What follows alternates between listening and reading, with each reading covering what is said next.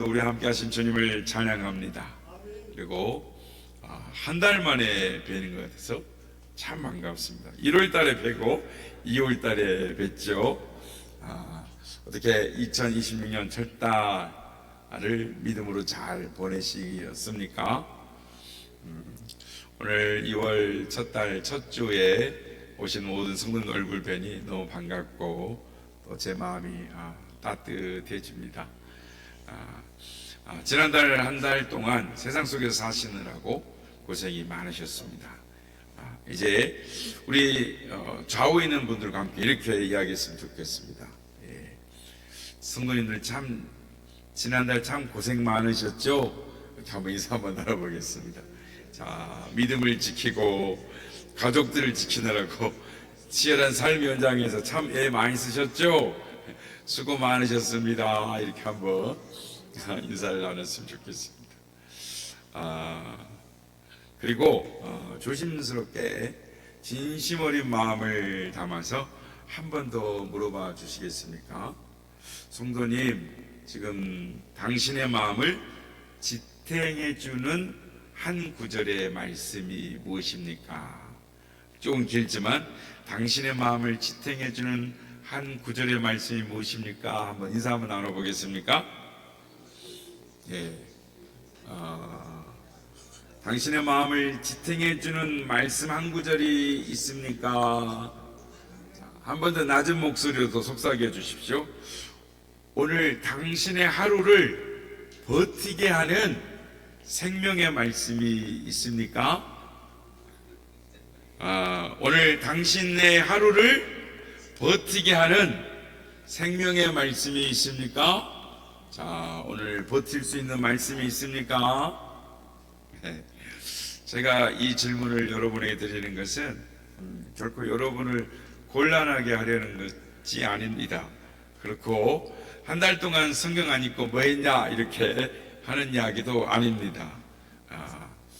제가 이 말씀을 드린 것은 바쁜 일상이 시작됐죠. 이제 1월이 지나고 2월 이제 한 해가 갑작스럽게 내일 모레면 또 입춘입니다. 금방 세월이 빨라요. 그래서 바쁜 일상 속에 잠시 멈춰서서 나는 지금 무엇을 붙들고 오늘 하루를 버티고 있는가? 나는 지금 무엇을 붙들고 오늘 하루를 버티고 있는가? 우리 자신을 스스로 가만히 들여다보자라는 다정한 초대로 그런 질문을 해보라고 했습니다. 오늘 이 예배가 그저 이 의무적으로 자리를 지키는 시간이 아니라 내 메마른 일상을 다시 뛰게 할 한 줄의 말씀을 발견하는, 기쁘게 발견하는 은혜의 시간이 되시기를 축복합니다. 하나님께서 오늘 여러분에게 각자에게 필요한 맞춤형 위로의 말씀을 준비해 두셨습니다. 그래서 예배를 드리는 동안, 설교 말씀을 듣는 동안 여러분의 귓가에 들리는 주님의 세미한 음성을 발견하시는 여러분 되시길 예수님의 이름으로 다시 한번 축복합니다. 영국의 작가 조지 버나드 쇼는 이런 말을 남겼습니다. 거울은 당신의 겉모습만 비추지만 진리의 말씀은 당신의 영혼이 얼마나 아름다워질 수 있는지 보여주는 설계도다라고 말했습니다. 우리는 이 매일 아침 거울을 보면서 우리 몸에 묻어있는지, 뭐가 묻어있는지 우리의 몸가짐을 이렇게 새롭게 합니다. 그래서 머리에 뭐가 묻었거나 머리끼리 좀 이렇게 또 떨어내기도 하고 또 빗기도 하고 그렇죠. 그래서 자연스럽게 하는 거죠. 이거 기분 나쁘다 하지 않잖아요. 자연스럽게 옷도 매무새어 털고 머리도 빗고 얼굴도 또 이렇게 화장품도 로션도 바르고 이렇게 하는 것입니다. 하나님의 말씀은 우리 영혼의 거울입니다. 그래서 말씀을 보면서 내 영혼의 결이 이렇구나, 내 마음이 이토록 지쳐 있구나 라는 깨닫는 순간 그 말씀이 내 삶의 실제적인 그 접촉, 만남이 되어 우리를 새롭게 빚어가기 시작하는 것입니다. 그런데 안타깝게도 우리는 말씀을 그저 머리로 이해하는 지식으로만 대할 때가 많습니다. 역사의 비극 중인 하나인 제2차 세계대전 때 나치 독일의 장교들을 봅니다. 그들은 밤마다 슈베르트 음악을 듣고 모차르트의 음악을 들을 뿐만 아니라 고전을 탐독하고 문학을 탐독하면서 시집을 읽으면서 눈물을 흘리던 이 지성인들이 참 많았습니다. 하지만 그 지식이 심장까지 내려오지는 못했습니다. 머리에만 머무는 지식은 행동을 바꾸지 못하는 것입니다. 그러니까 책을 다 탐독을 했지만 문장 하나하나의 내용을 다 파악하며 읽었을지 모르지만 그 말씀의 생명력에 자신을 온전히 내어드리는 진짜 접촉, 진짜 만남은 없었던 것입니다. 그래서 다음 날은 가스 버튼을 누르고 사람들을 죽였던 것이죠. 우리가 잘 아는 간디 일화는 우리에게 큰 울림을 줍니다. 설탕을 좋아하는 아이를 가진 엄마가 간디를 찾아와서 아이에게 한마디 따끔하게 해달라고 그랬습니다. 그런데 간디가 아무 말도 하지 않고 보름 후에 다시 오시오 그랬습니다. 그리고 보름 후에 아이가 왔을 때 아이에게 설탕을 먹지 마라, 설탕은 몸에 안 좋은 거다라고 이야기를 해줬습니다. 그래서 그 아이 엄마가 간디에게 물었습니다. 아니 간디 선생님, 설탕을 먹지 말라고 하는 이 말이 뭐가 어렵다고 보름 후에 다시 오라고 그랬고 이 말씀을 하십니까? 그 전에 말씀하셔도 되는데. 그때 간디가 보름 전에는 저도 설탕을 먹고 있었습니다. 제가 먼저 설탕을 끊어본 뒤에야 아이에게 말할 권위가 생겼기 때문입니다 라고 말을 했다고 합니다. 그렇습니다. 지식은 공하게 흩어지는 입술의 고백에 불과할 때가 있습니다. 그러나 생명은 그 말씀 한 구절 한 구절을 붙들고 밤새 씨름하며 흘린 이 영혼의 땀방울이로서 내 삶의 단단한 근육으로 박힐 때 터져 나오는 것입니다. 사랑하는 여러분, 오늘 우리는 하나님의 말씀을 단순히 정보를 얻기 위해서 눈으로만 내용을 파악하며 읽습니까? 아니면 그 한 구절, 내가 접하는 성경 한 말씀의 구절이 내 아픈 삶을 만지도록 허용하면서 말씀을 읽고 계십니까?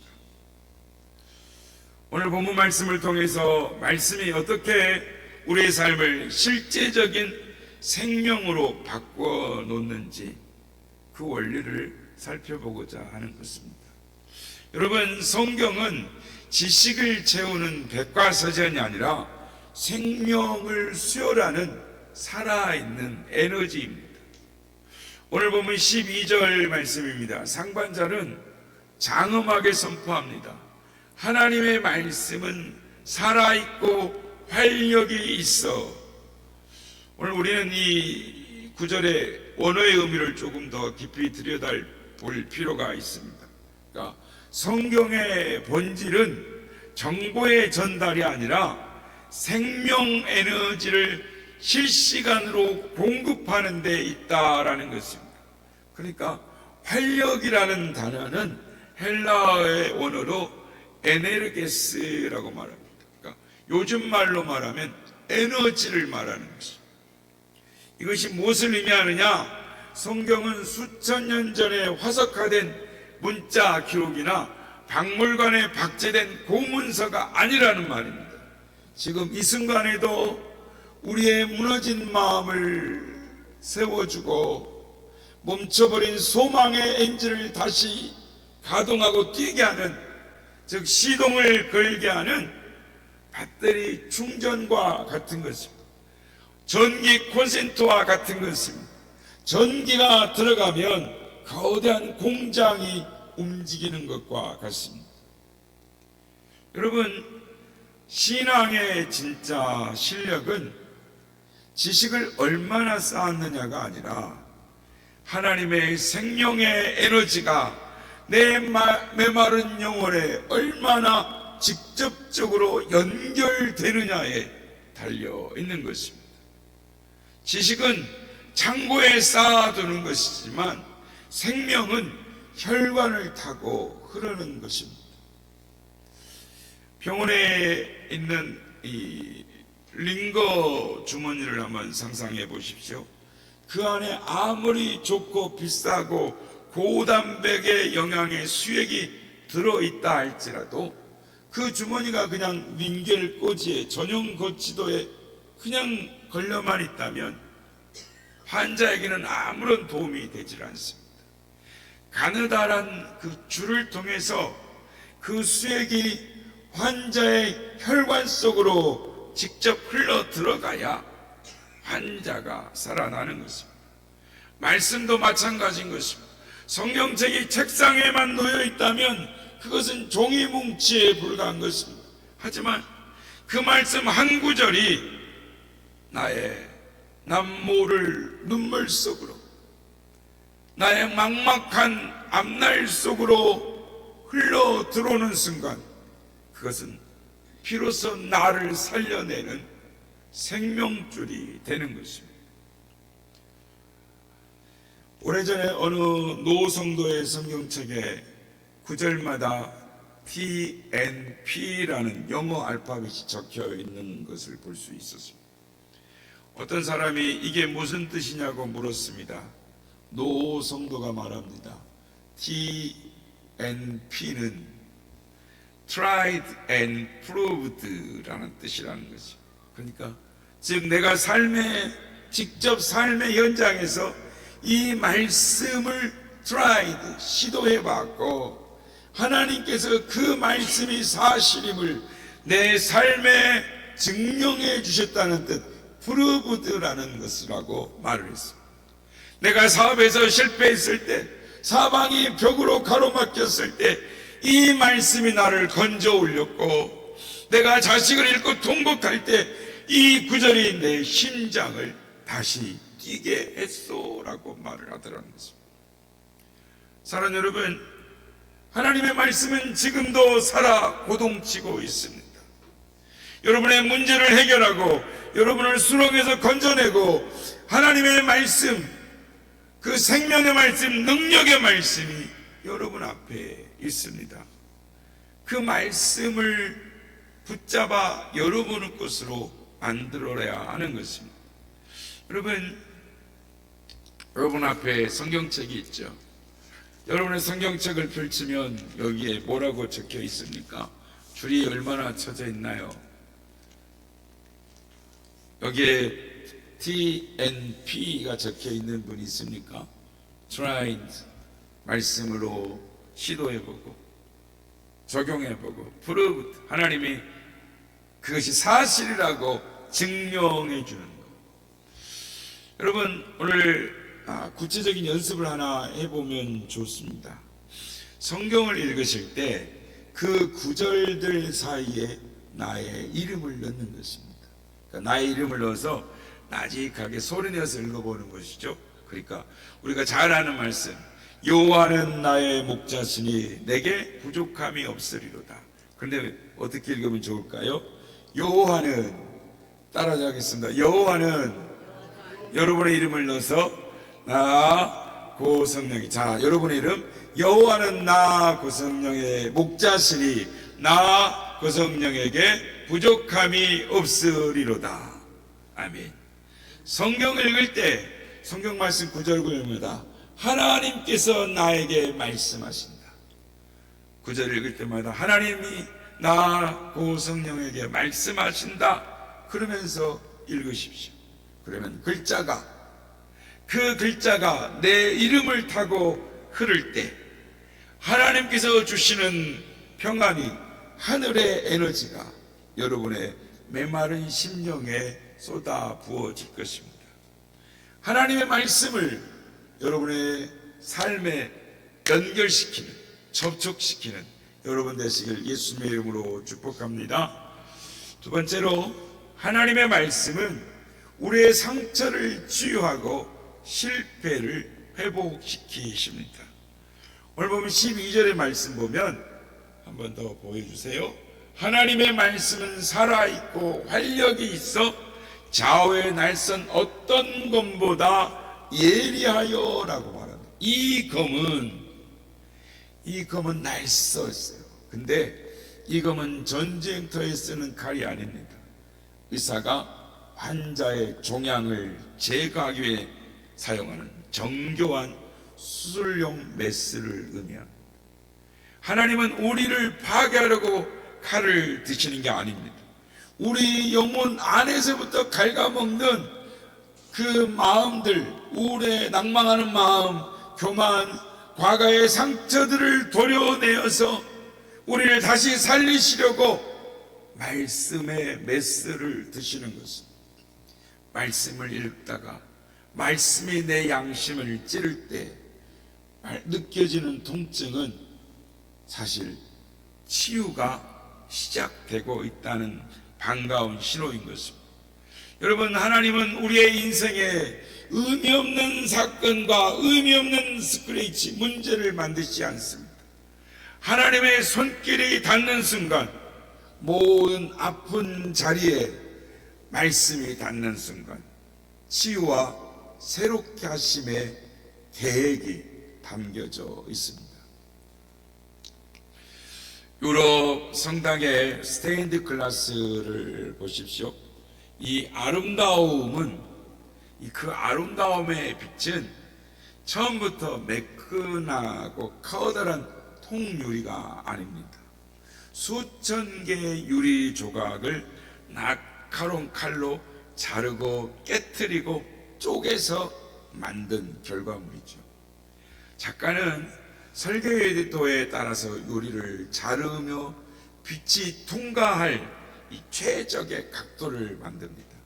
그러니까 말씀의 검이, 하나님의 말씀이 내 삶을 조각조각 쪼개놓는 것처럼 느껴질 때 주님은 지금 우리의 인생이라는 유리를 치유하여 하나님의 영광이 선명하게 빛을 통과할 빛의 통로를 만들고 계시는 것입니다.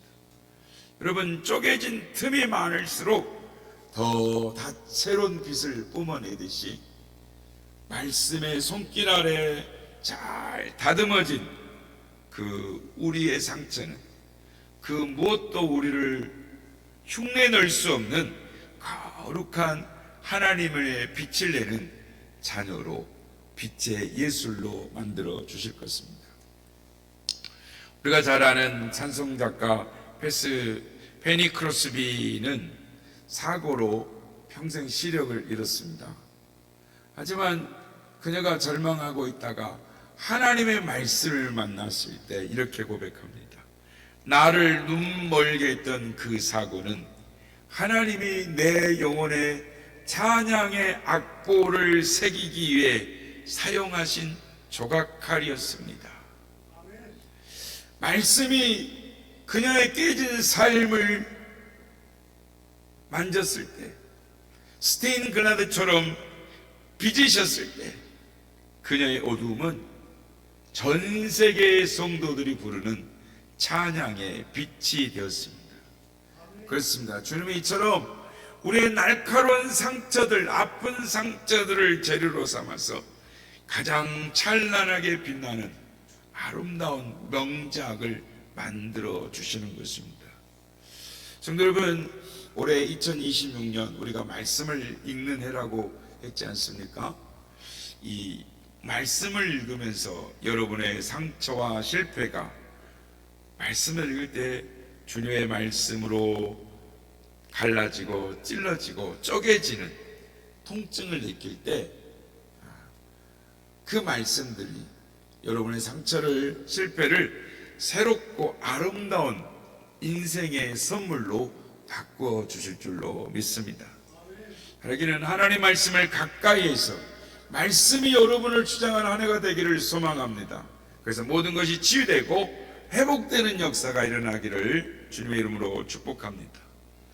근데 여러분, 오늘 말씀을 듣고 말씀대로 살려고 하면 당장 내일부터 또 속상한 일이 생길지도 모릅니다. 내일 출근했는데 상사에게 무시를 당할 수도 있고, 집에서 가족 문제 때문에 속이 뒤집어질 때 화장실에 들어가서 거울을 보며 하나님께 툭 한번 던져보십시오. 하나님, 저 지금 마음이 다쳐서 너무 아픕니다. 하나님은 치료하시는 하나님이라고 하셨죠. 제 마음 좀 고쳐주세요. 제 찢긴 마음을 치료해 주세요. 주님의 말씀은 살아있으니 제 상처보다 더 힘이 셀 줄 믿습니다. 주님 믿어볼게요. 주님, 저 좀 고쳐주세요. 이렇게 한번 툭 던져보십시오. 잠을 자다가 옛 상처가 올라와서 화가 치밀어 벌떡 일어날 때 베개를 치며 이렇게 선포해 보십시오. 사단아, 이제 그만해라.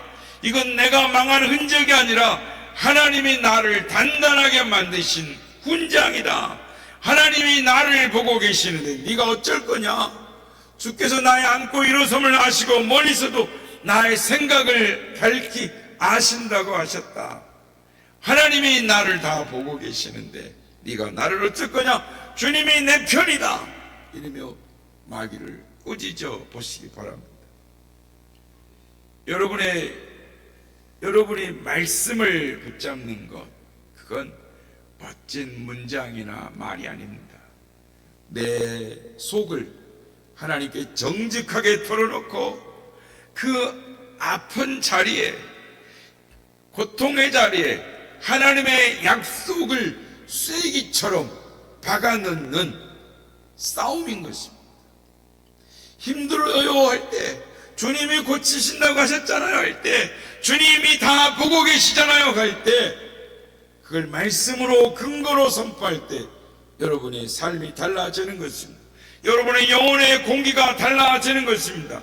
말씀을 붙잡는다는 것, 말씀을 붙잡을 때 내 삶의 아픈 자리에, 고통의 자리에 말씀을 쐐기처럼 박아넣는, 그때 그 말씀의 검이 여러분의 통증을 치유로 찔러 쪼개는 기적의 은혜를 보게 하실 것입니다. 그런 은혜를 경험하는 우리가 되기를 소망합니다.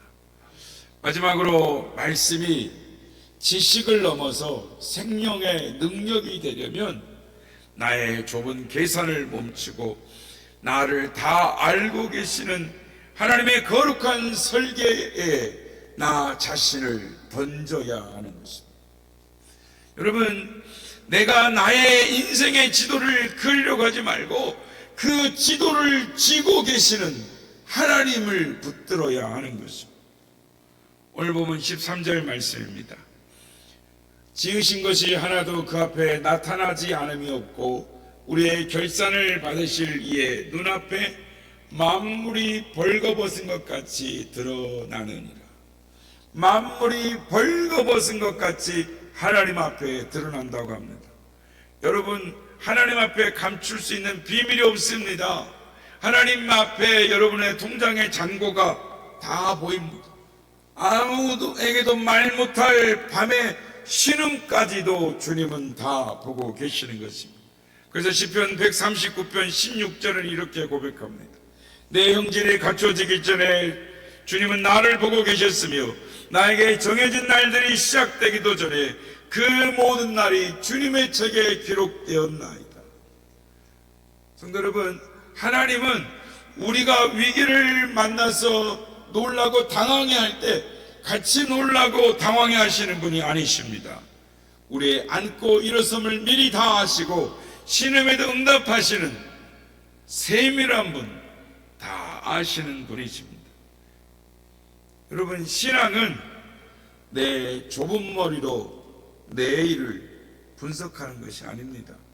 나를 보고 계신 그 주님 앞에 주님의 시선에 내 삶을 고정하는 것입니다. 내가 개선하면 늘 절벽이에요. 절벽이 보이지만 하나님이 조망하시는 그곳에는 예비된 길이 항상 존재하는 것입니다. 우리가 인생을 살다 보면 인생의 블랙아웃을 당할 때가 있습니다. 앞뒤가 보이지 않을 때가 있습니다. 아무 소리도 들리지 않는 적막함, 깜깜함이 나를 둘러쌀 때가 있습니다. 한 번만 발을 삐끗 잘못하면 죽을 것만 같습니다. 인생의 불덩이가 나를 태워서 죄로 만들어 버릴 것 같을 때가 있습니다. 블랙아웃이란 우주선이 지구로 귀환할 때 대기중과 부딪혀서 나는 열로 우주선 기체는 고열로 불꽃이 막 타오릅니다. 그 순간에 지상에 본부와는 통신이 완전히 끊겨져 버리는 절대 고독의 순간이 옵니다. 내가 이대로 가다가 날라버릴까, 터져버릴까, 불에 태워져 재로 사라져버릴까. 그때 조종사를 살리는 것은 자신의 감각이 아니라 본부에서 내려온 마지막 명령, 우주선의 각도를 몇 도로 맞춰라. 우리도 말씀을 붙들어야 하는 것입니다. 그 말씀을 붙들고 삶의 방향을, 각도를 유지할 때, 우리의 삶이 불에 타서 죽을 것 같을 때, 말씀이 세상과 부딪혀서 인생이 부서지고 폭발해 버릴 것 같을 때, 우리는 하나님의 말씀으로 인생의 방향을 잡아야 하는 것입니다. 이 사투를 겪은 분이 팀 하스라는 하영록 회장이라는 분이 있습니다. 그는 이 신생 회사를 이끌고 미국 펜실베니아주 몽고메리 카운티시의 이 시청 주차, 이 빌딩 설계하는데 입찰을 했습니다. 근데 경쟁사들이 거액의 뒷돈을 뿌리면서 로비를 합니다. 그리고 승부를 끝냈다라는 소리가 들려와요. 그러니까 직원이 쫓아와서 절규를 합니다. 회장님, 이 돈에 가면 100% 뺏깁니다. 우리도 지금 당장 로비 자금을 써야 합니다. 이번에 놓치면, 이 프로젝트를 놓치면 우리는 다 길거리에 나앉게 됩니다. 여러분, 이것이 바로 우리를 엄습하는, 생존을 위협하는 현실의 목소리입니다. 그 말을 듣는 하 회장의 머릿속에 계산기는 비명을 질렀습니다. 딱 한 번만 눈 감으면 회사를 살릴 수 있지 않을까. 그는 그 밤 사무실 바닥에 엎드려 피눈물을 쏟으며 잠언 3장 6절 말씀을 붙들었습니다. 너는 범사의 그를 인정하라. 그리하면 내 길을 지도하시리라. 그는 떨리는 목소리로 직원들에게, 나도 압니다. 내 머릿속에 계산기를 아무리 두들려봐도 로비 안 하면 우리 박살납니다. 그런데 어떡합니까? 주님이 시퍼렇게 눈을 뜨고 나를 보고 계시는데, 내가 여기서 뒷돈을 쓰면 나는 하나님의 말씀이 가짜라고 세상에 광고하는 것입니다. 나는 우리 회사가 문 닫는 것보다 내가 믿는 하나님이 돈 앞에서 무능해지는 것이 더 무섭습니다. 망해도 주님 말씀 붙들고 정직하게 망합시다. 내가 진 책임질 테니 주님이 가라고 하시는 그 길을 그냥 갑시다. 여러분, 이것이 말씀을 지켜내기 위한 피눈물인 것입니다. 하나님은 그들의 정직을 벌거벗은 듯이 지켜보고 계셨습니다. 결국 뇌물에 오염되었던 심사위원들의 마음이 움직였고, 로비 안 한, 뇌물 안 준 기업, 이 기업이 기적적으로 프로젝트에 선택되었습니다. 그래서 이 설계사 팀 하스라고 하는 설계사는 이후에 미국 대통령의 자문위원으로 받을 만큼 세계적인 기업으로 우뚝 서 있습니다. 성도 여러분, 하나님은 다 보고 계십니다. 몽고메리 카운티 현장을 다 보고 계시듯 그 하나님이 여러분의 내일과 여러분의 직장과 또한 계약의 현장에서 여러분의 삶의 자리에서 여러분을 지켜보고 계십니다. 여러분의 좁은 계산기를 끄고 하나님의 거대한 설계에 여러분의 자신을 던지시길 바랍니다. 주님이 가라 하시는 그 말씀의 길이 가장 확실한 승리의 길이고 비결임을 믿으시길 바랍니다. 사랑하는 성도 여러분, 올해 우리는 개인 성경 통독을 하기로 했습니다. 완독할 때마다 각 티슈를 드립니다. 여러분, 성경을 읽는 이 숙제를 넘어서 말씀을 읽을 때 여러분을 살리는, 여러분을 붙드는 삶의 구절 한 구절을 붙드시길 바랍니다. 여러분의 삶의 근육을 만드시길 바랍니다. 여러분이 말씀을 붙들 때 말씀이 여러분을 붙들어 주실 것입니다. 여러분의 상처가 보석이 되고 막힌 길이 도로가 되는 그런 기적이 여러분의 삶에 시작되시기를 예수님의 이름으로 축복합니다.